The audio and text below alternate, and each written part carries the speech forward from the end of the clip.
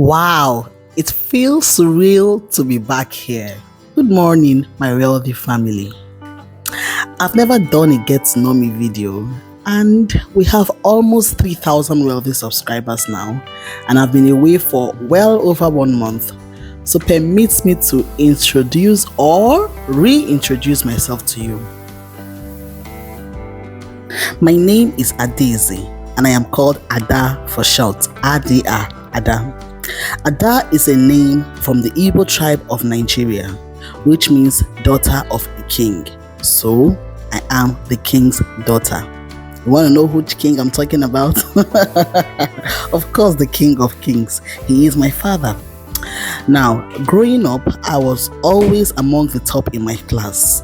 And so I figured I should be in the science class because that is where the best students in school always chose. I didn't understand further mathematics. I did not understand intro tech and all those other subjects that required calculation, so I knew engineering was not for me. However, I was told I didn't have to write maths in JAMB if I chose medicine, and so I decided to study medicine in the university so that I would not do maths in my JAMB. I had to do only English, chemistry, physics, and biology. And so medicine was a go-to course for me, and it was a course that my parents didn't have to say no to. They just loved the idea of having a daughter as a doctor, and so nobody opposed my decision. I have always loved writing, public speaking, motivating and inspiring people, and I was always labeled the smart kid because I was always bold to speak in public. I was not shy. I didn't shy away from any public speaking task or assignments given to me. So I was almost always labeled the smart kid in school, in church, and I was always the top 3 in my class. However, when I gained admission into the university, I was no longer that smart kid. I was no longer the best student like I used to be. My results showed I couldn't continue in my course of choice because I had failed and gained admission in, which was medicine and surgery.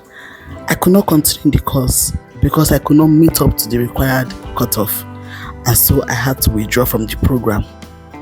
To cut the long story short, I failed. And that was the beginning of another phase of my life. It's been over 10 years since that incident happened, but I still find myself second guessing myself on any project, task, or decision I embark on.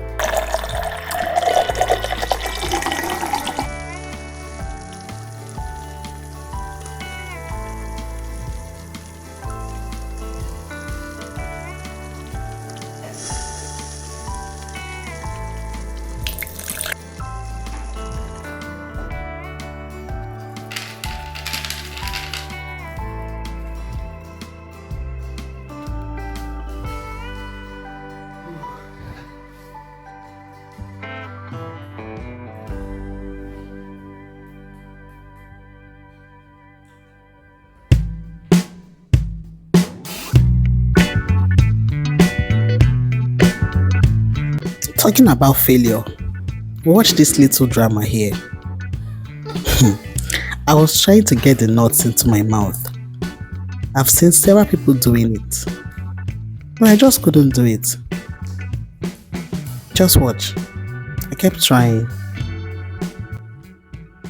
I can do it. I'll try again. And the groundnut fell again. Why?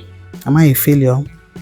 With everything that happens, I will remember the time I failed, the time I couldn't make my parents proud, the time I couldn't make myself proud. The thought haunts me. I'll try again, and I fail again.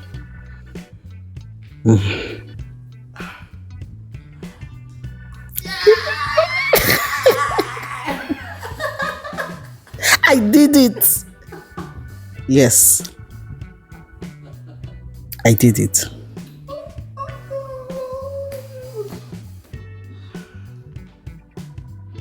Failure is not the end. Failure is not the problem. It is what happens after the failure that matters. That's true, is it not? If I had said I'm a failure and stopped throwing the nuts, I wouldn't have had that moment of success. And the Bible says in Proverbs 24, verse 16, a just man falleth 7 times and rises up again. It doesn't matter how many times I fall, it doesn't matter how many times you fall. Do not fear failure.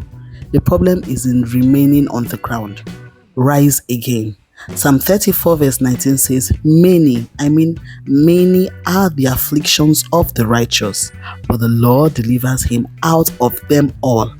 Not out of some of them, not out of most of them, but out of them all. Sometimes, by the encouragement of my mentors, friends, and relatives, I do something and I am applauded. But that thought comes again. That feeling of, am I really deserving? Am I worthy of the accolades?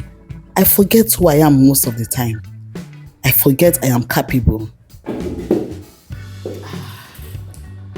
I fear I might fail again, and sometimes I just decide to play safe. I decide to avoid risk taking. I avoid presenting opportunities that might lead to failure. And as we all know, that is an ingredient of failure, because risk taking is one of the major things every successful person claims they do. They take risk. They present opportunities to themselves to fail, and then they try and succeed.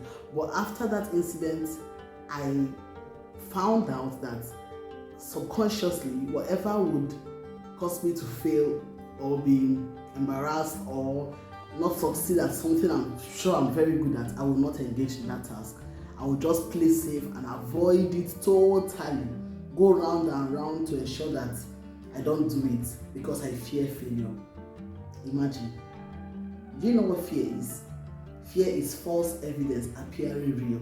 So even something that might not be the case, I will think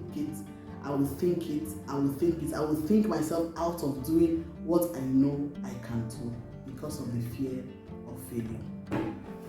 I sometimes forget that I am the king's daughter. And so even if I fall or fail at something, it doesn't make me a failure. I am who I am. My father is a king. He cannot fail and he will not let me fail. That I had a bad day doesn't mean I have a bad life. That I failed at studying a course I really wasn't interested in doing doesn't mean I will not succeed in other ventures or areas of my life. And so, one of the first things I did was to change my confession. I stopped talking trash to myself. I stopped talking myself down. I stopped all self-pity and self-sabotaging. I started saying the right things to myself. I started loving myself more. I forgave me for failing. And so, I make a note of some affirmations and place in different parts of my house to remind me of who I am daily. And I say these affirmations to myself. I am blessed. I am talented. I am a masterpiece. I am a problem solver. I am valuable. I am beautiful. I am worthy. I am brave. I am forgiving. I am loved. I am the king's daughter. And so, when thoughts of doubt, self-doubt, insecurity, or low self-esteem comes dancing in my mind, I remember not to play with them. I refuse to dance around with them in my mind. I fight back with my words, with my I ams, because that is who I really am, and I know who I am. Adaeze, the king's daughter, and I fear no failure. I fear nothing. So what about you? Do you have fears? Confront them. Do not play with them. Don't dance around with them, because what you are playing with is not playing with you. If it means writing up affirmations regarding that area of your life, do so. If it means leaving that environment that is toxic and keeps reminding you of the pain you feel or you felt, leave the environment. If it means leaving that toxic relationship where you are violated, where you are not appreciated, feel free to leave, because you are valuable. You are worth more than you can imagine, and you do not deserve to be treated less. Thank you for watching. I hope you liked this video. Bye.